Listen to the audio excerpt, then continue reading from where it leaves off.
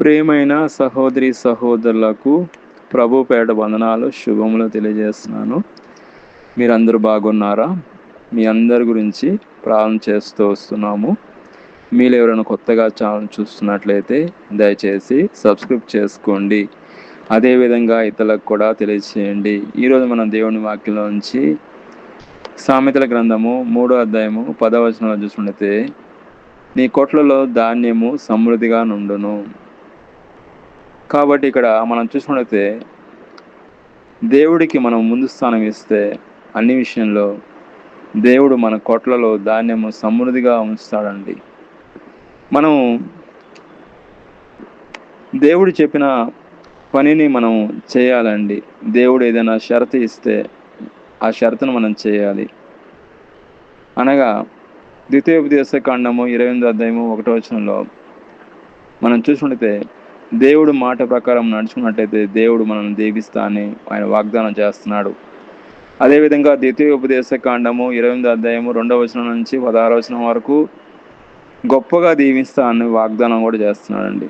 అదేవిధంగా ఆదికాండము 12వ అధ్యాయము 2వ వచనం చూసుకుంటే, దేవుడు అబ్రహాన్ని పిలిచినప్పుడు ఆయన ఇంటిని వదిలిపెట్టాడు, కుటుంబాన్ని వదిలిపెట్టాడు, అదేవిధంగా తల్లిదండ్రులను విడిచిపెట్టాడు, దేశాన్ని కూడా విడిచిపెట్టాడు.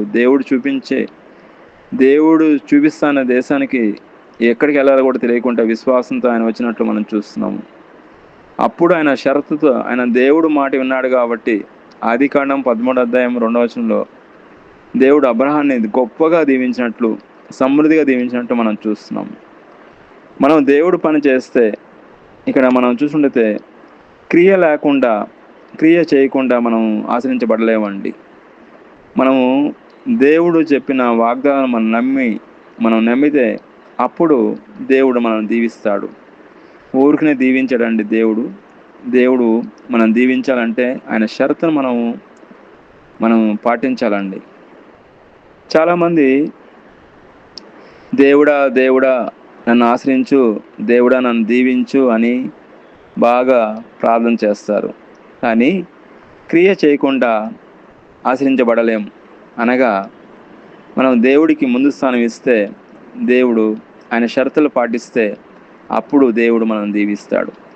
కాబట్టి మన కొట్లలో ధాన్యము సమృద్ధిగా ఉండాలి అంటే మనము దేవుడికి మన ఆస్తిలో భాగము, మన రాబడిలో భాగము, మన ప్రథమ ఫలాలు, అదేవిధంగా సమయంలో దేవుడికి భాగము, మన వ్యాపారంలో దేవుడికి భాగము, మన పనుల్లో దేవుడికి ప్రథమ ఫలములు అర్పించినట్లయితే, దేవుని గణపరిచినట్లయితే, ముఖ్యంగా సమయం దేవుడికి ఇవ్వాలండి.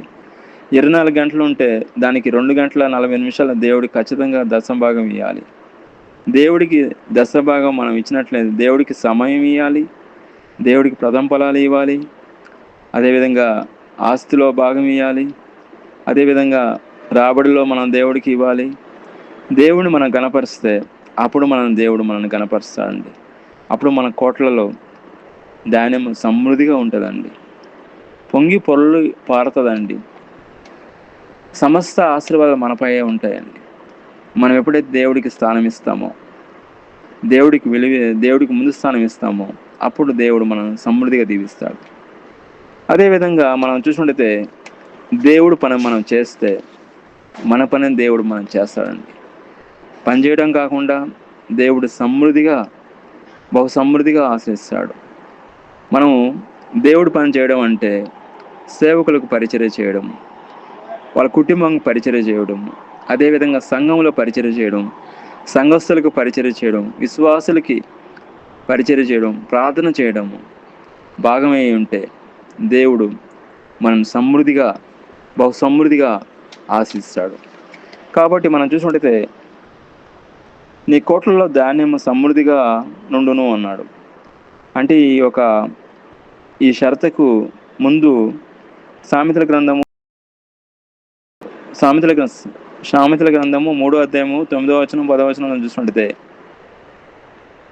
నీ ఆస్తిలో ప్రథమ ఫలములను, నీ రాబడిలో అంతటిలో ప్రథమ ఫలములను ఇచ్చి యెహోవాను కనపరచడి, అప్పుడు నీ కోట్ల ధాన్యము సమృద్ధిగా నుండును. నీ గానుగలలో ద్రాక్షరసం, కొత్త ద్రాక్షరసం పైకి పొర్లును. కాబట్టి దేవుడు వాగ్దానాన్ని మనం నమ్మి ఎప్పుడైతే చేస్తామో అప్పుడు దేవుడు సమృద్ధిగా మనల్ని దీవిస్తాడండి. దేవుడు మనల్ని దీవించడం ఆరంభిస్తే మన జీవితంలో మన కోట్లలో ధాన్యము సమృద్ధిగా ఉంటుంది, మన బ్యాంక్ అకౌంట్ సమృద్ధిగా ఉంటుంది, మన కుటుంబం సమృద్ధిగా అన్ని వసతులతో సమృద్ధిగా ఉంటుంది. ఎప్పుడైతే దేవుడికి మనం అన్ని విషయంలో మనం దేవుడికి ముందు స్థానం ఇస్తామో, ఆయన గణపరుస్తామో, మన హృదయంలో ఆయనకి స్థానం ఇస్తామో, వాక్యంలో మనం స్థానం ఇస్తామో, ప్రార్థనలో మనం దేవుడికి స్థానం ఇస్తామో, అప్పుడు దేవుడు సమృద్ధిగా మనం దీవిస్తాడు. దేవుడి ఈ వాక్యం దీవించిన గాక. ఆమెన్. ప్రార్థన చేసుకుంటాం. ప్రియమైన మా పరలోక తండ్రి, యేసుక్రీస్తు ప్రభు పరిశుద్ధ నామమును బట్టి మీ సన్నిధికి వస్తున్నాం దేవా. ఎక్కడైతే 2-3 మీ నామములో కూడి ప్రార్థన చేస్తారో అక్కడ మీరు ఉంటానా దేవా. మీకు స్తోత్రం.